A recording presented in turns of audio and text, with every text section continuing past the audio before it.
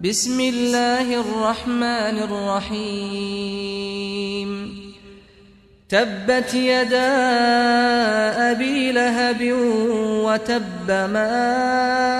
أغنى عنه ماله وما كسب سيصلى نارا ذات لهب وامرأته حمالة الحطب في جيدها حبل من مسد